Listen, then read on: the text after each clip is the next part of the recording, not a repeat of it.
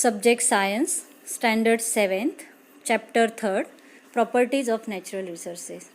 Students, in the previous standard, means in 6th standard, you learned that there are various types of natural resources which we use to fulfill our various types of needs. For example, air, water, soil, trees, etc. are the natural resources. Now, in this standard, means in 7th standard or in this chapter, we are going to learn the properties of these natural resources. For example, we are going to study the various properties of air, water and soil in this chapter. Got it? Now let's start with properties of air. Air surrounds us, though we cannot see it. When we are exhaling and inhaling, the presence of air is felt. म्हणजे काय, हवा डोळ्यांना दिसत नसली तरी ती आपल्या सभोवताली असते. आपल्याला श्वासोच्छवासाच्या वेळी तिचे अस्तित्व जाणवते. नाव the question is, which are the gases present in air and Y is air called a homogeneous mixture. म्हणजेच हवेमध्ये कोणकोणते वायू असतात आणि हवेला एकजिन्सी मिश्रण असे का म्हणतात. The answer is gases like nitrogen, oxygen, carbon dioxide, 6 types of inert gases, nitrogen dioxide, sulfur dioxide, etc. are the gases which are present in the air. Air is mixture of all these gases. The constituents gases cannot be separated naturally from this mixture. Therefore, it is called a homogeneous mixture. म्हणजे काय, मी तुम्हाला म्हटलं होतं की हवेला एकजिन्सी मिश्रण का म्हणतात. तर बघा मुलांनो, हवेमध्ये नायट्रोजन, ऑक्सिजन, कार्बन डायऑक्साईड 6 प्रकारचे निष्क्रिय वायू, नायट्रोजन डायऑक्साईड, सल्फर डायऑक्साईड असे निरनिराळे वायू असतात. हवा सर्व वायूंची आणि इतर काही घटकांची मिळून मिश्रण स्वरूपात असते. तिच्यातील घटक नैसर्गिकरित्या वेगळे काढता येत नाही, म्हणून तिला एकजिन्सी मिश्रण असे म्हणतात. Now the next question is, what are the uses of the various gases in air? Now, in previous standard, you learned that there are various types of gases present in the air, and you also learned the uses of these gases. Got it? So, let's remind it. Nitrogen helps in synthesis of proteins. म्हणजे काय, nitrogen वायूच्या साहाय्याने सजीवांमध्ये प्रथिने निर्मिती होते. Then it also helps in production of ammonia and in airtight packing of the foodstuffs. Ammonia निर्मिती आणि खाद्यपदार्थ हवाबंद ठेवण्यासाठी त्याचा उपयोग केला जातो. म्हणजे कोणत्या वायूचा, नायट्रोजन गॅसचा. Got it. Oxygen is essential for burning and respiration. Oxygen श्वसन आणि ज्वलन यासाठी उपयुक्त आहे. हे तर ऑलरेडी तुम्हाला सगळ्यांना माहीतच आहे. Carbon dioxide is necessary for photosynthesis and is also used in fire extinguishers. Got it? बघा, कार्बन डायऑक्साईड अग्निशामक नळकांड्यात वापरतात. म्हणजे बघा, जेव्हा एखाद्या ठिकाणी आग लागते आणि ती आग विझवण्यासाठी ज्या अग्निशमन दलाच्या गाड्या येतात आणि त्या गाड्या आल्यानंतर त्या गाड्यांच्या ज्या वॉटर टँक्स असतात, त्या वॉटर टँक्समध्ये जे काही पाणी भरलेलं असतं किंवा त्यांच्या ज्या नळकांड्या असतात, त्या नळकांड्यांमध्ये कोणता गॅस वापरलेला असतो, कार्बन डायऑक्साईड. का बरं कार्बन डायऑक्साईड हा गॅस वापरतात बरं आग विझवण्यासाठी. तर मुलांनो, कार्बन डायऑक्साईड ह्या गॅसचं वैशिष्ट्य असं आहे की तो आग विझवण्यासाठी मदत करतो. म्हणजे काय, ऑक्सिजन हा ज्वलनाला म्हणजे बर्निंगला मदत करतो, तर कार्बन डायऑक्साईड हा गॅस म्हणजे ज्वलनाला मदत करत नाही. आलं लक्षात. Then different inert gases have specific use for each of them. बरोबर.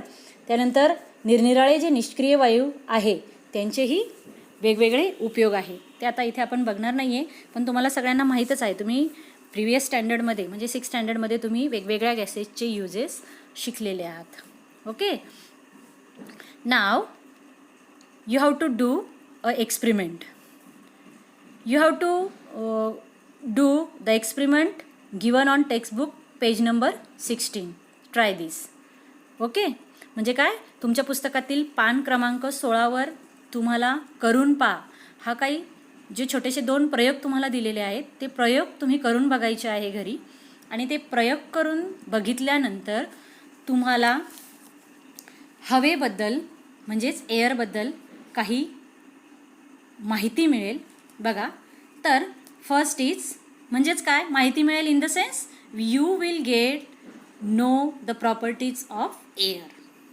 The first property of air is air has mass and weight. बघा, हा प्रयोग करून बघितल्यानंतर तुम्हाला असे जाणवेल की हवेला सुद्धा वस्तुमान आणि वजन असते मुलांनो. Then the molecules of the gases in the air are move constantly. म्हणजे काय, हवेमधील वायूंचे रेणू सतत हालचाल करीत असतात. आता तुम्हाला माहीत आहे, तुम्ही मागच्या वर्षी पण इयत्ता 6वीमध्ये तुम्ही शिकलेले आहात की कोणतीही वस्तू म्हणजे आपल्या आजूबाजूला जेवढ्या काही वस्तू आहे त्या सर्व वस्तू ह्या छोट्या छोट्या अणू आणि रेणूंच्या कणापासून बनलेल्या असतात. तसेच हवा ही सुद्धा अणू आणि रेणूंच्या छोट्या छोट्या कणांपासून बनलेली असते. तर हवेमधील हे वायूंचे जे रेणू असतात मीन्स काय मॉलिक्युल्स, रेणू म्हणजे काय molecules present in the air are move constantly. हवेमधील वायूंचे रेणू सतत हालचाल करत असतात. Then the third property of air is when molecules present in air strike against a body, the pressure is created on that body. The pressure exerted by air is called a atmospheric pressure. म्हणजे बघा मुलांनो, हे रेणू जेव्हा एखाद्या वस्तूवर आदळतात तेव्हा त्या वस्तूवर ते दाब निर्माण करतात. फॉर एक्झाम्पल बघा, हवा भिंतीवर आपटली बरोबर, किंवा त्या हवेमध्ये जे काही रेणू आहे ते त्या भिंतीवर आपटले तर त्या भिंतीवर म्हणजेच त्या वस्तूवर दाब निर्माण करेल. हवेचा हा जो दाब आहे त्या दाबाला म्हणतात ॲटमॉस्फेरिक प्रेशर, म्हणजेच काय वातावरणाचा दाब.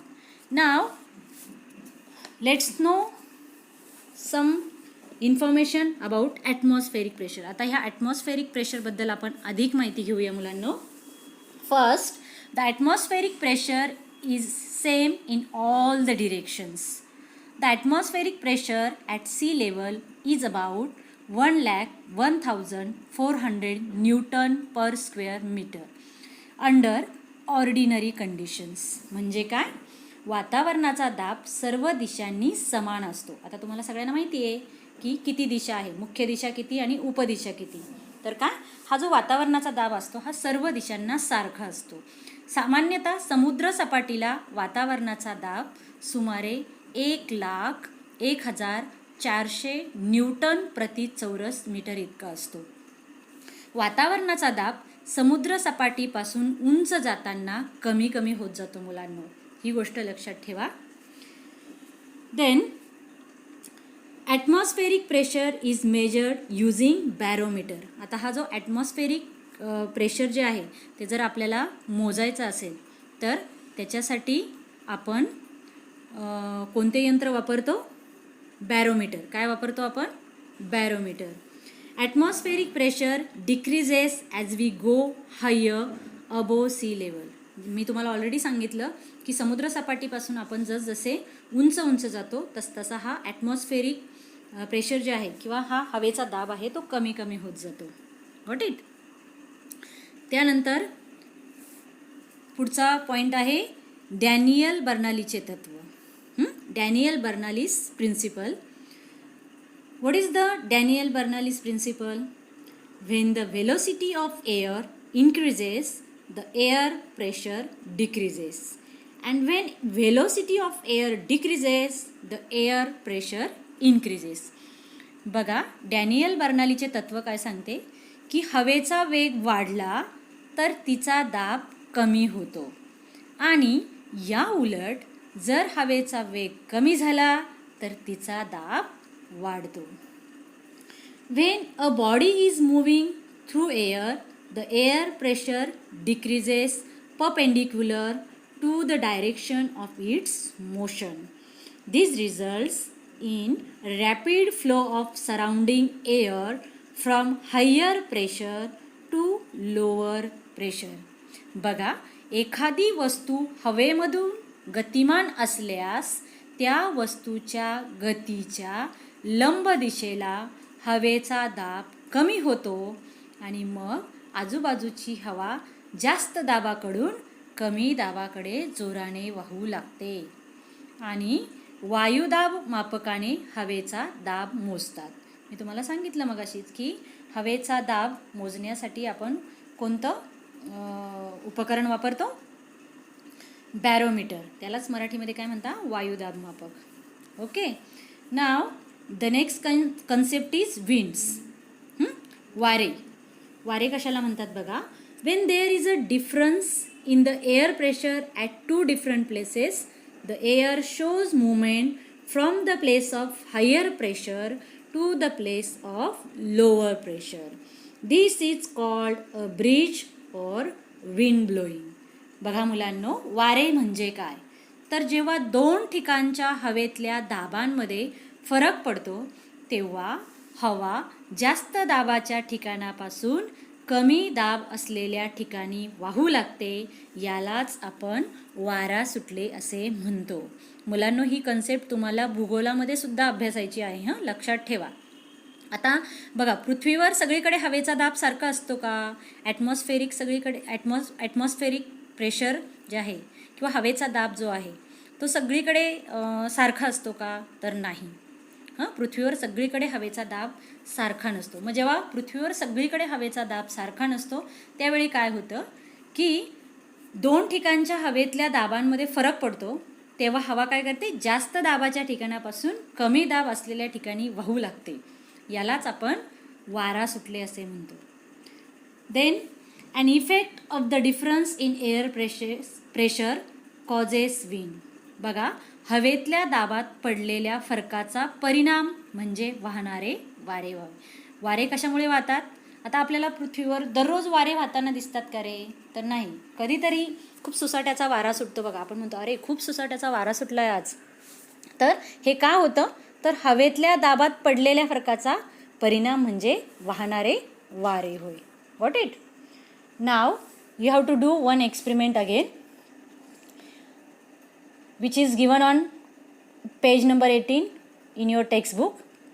Take ice cubes in a glass up to 3/4 of its height. Now observe what happens. How did the water droplets appear on the outside of the glass? बघा, तुमच्या पुस्तकातील पान नंबर 18वर जो प्रयोग दिलेला आहे तो तुम्हाला आता घरी करून बघायचा आहे. काय आहे तो प्रयोग? एका ग्लासमध्ये पाऊण उंचीपर्यंत बर्फाचे खडे घ्या. आता निरीक्षण करा, ग्लासच्या बाहेर पाणी कसे आले. तर त्याचं उत्तर असं आहे किंवा त्याचं ऑब्झर्वेशन तुम्हाला असं मिळेल. The droplets of water seen on the outside of the glass is due to condensation. म्हणजे काय? ग्लासच्या बाहेर संघननामुळे पाण्याचे थेंब दिसतात. आता ही कंडेन्सेशन जी कन्सेप्ट आहे ती तुम्ही ऑलरेडी अभ्यासलेली आहे 6th स्टँडर्डमध्ये, पण पुन्हा आपण ह्या स्टँडर्डमध्ये तिला रिवाईज करणार आहोत. So what is mean by condensation? There is water vapour in air. If this vapour cools down, condensation take place. The vapour is then again converted into water. आता तुम्हाला सगळ्यांना माहिती आहे की हवेमध्ये सुद्धा बाष्पाच्या रूपात पाणी असते, बरोबर आहे ना?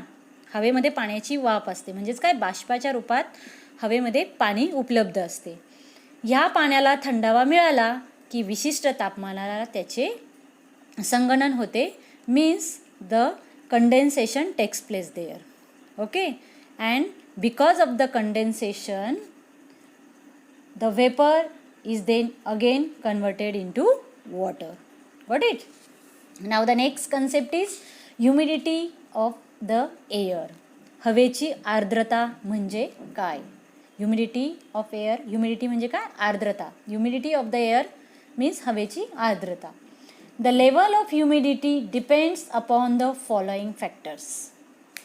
The factors are place, second time of the day, third vapour holding capacity, fourth temperature and fifth season. बघा, आता हवेतल्या आर्द्रतेचे प्रमाण काही गोष्टींवर अवलंबून असते. त्यातलं पहिलं म्हणजे काय, ठिकाण.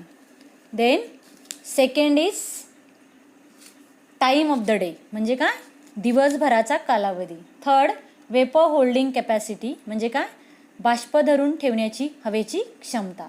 फोर्थ टेम्परेचर मीन्स हवेचे तापमान. अँड फिफ्थ सीझन मीन्स मोसम कोणता आहे, म्हणजे कोणता ऋतू चालू आहे, त्यावर हवेची आर्द्रता डिपेंड असते. Okay. Next concept is due. Now what is mean by dew? When the temperature of air is low, for example during the night or at dawn, its capacity to hold the vapor is reduced. In such condition, the excess vapor is transformed into water droplets. These droplets are called dew. बघा मुलांनो, due म्हणजेच काय, दवबिंदू कसे तयार होतात. रात्री किंवा पहाटे जेव्हा हवेचे तापमान खूप कमी असते तेव्हा तिची बाष्प धरून ठेवण्याची क्षमता कमी होते. आणि अशा वेळी काय होतं की हवेतल्या जास्तीच्या बाष्पाचे पाण्याच्या थेंबात रूपांतर होते. यालाच आपण दवबिंदू म्हणजेच ड्यू म्हणतो. Okay. Now the next concept is scattering of light. Due to particles in the air, scattering of light takes place. म्हणजे scattering of light means what, प्रकाशाचे विकिरण. आता प्रकाशाचे विकिरण कसे घडून येते बघा मुलांनो, हवेतील सूक्ष्म कणांमुळे प्रकाशाचे विकिरण होते. Means what, due to particles in the air, scattering of light take place. Then temperature control, तापमान नियंत्रण. टेम्परेचर कंट्रोल मीन्स व्हॉट, तापमान नियंत्रण. Air maintains and regulates the temperature of the earth. बघा मुलांनो, हवेचा फायदा काय आहे की तुम्हाला माहिती आहे की पृथ्वीवर सध्या दिवसेंदिवस तुम्ही बघताय की तापमान किती वाढतं आहे, बरोबर आहे ना. तर हवेचं सगळ्यात महत्त्वाचं कार्य काय आहे की हवेमुळे पृथ्वीचे जे तापमान असते ते नियंत्रणात असते. It is called a temperature control. What it. Next concept is sound transmission. Sound transmission means what, ध्वनी प्रसारण. आता बघा, साऊंड ट्रान्समिशनसाठी एअर म्हणजे हवा कशी मदत करते. Air is essential as a medium for the transmission of sound. The density of air changes due to changing temperature. The clarity of sound depends upon the density of air. म्हणजे काय, ध्वनीचे प्रसारण होण्यासाठी, म्हणजे काय, एका ठिकाणाहून दुसऱ्या ठिकाणी जो ध्वनी असतो, आवाज असतो, तो पोहोचण्यासाठी हवेची कशी मदत होते बघा. ध्वनीचे प्रसारण होण्यासाठी हवेच्या माध्यमाची आवश्यकता असते. बघा, तुम्ही 6th स्टँडर्डमध्ये शिकलेला आहात की there are 3 means to transmit the sound. म्हणजे काय, ध्वनीचे प्रसारण होण्यासाठी माध्यमाची आवश्यकता असते. आणि 3 माध्यमे आहेत बघा, हवा, पाणी आणि स्थायू. आणि प्रत्येक माध्यमामध्ये, ध्वनीच्या प्रत्येक माध्यमामध्ये ध्वनीचे प्रसारण हे वेगवेगळ्या प्रकारे होते.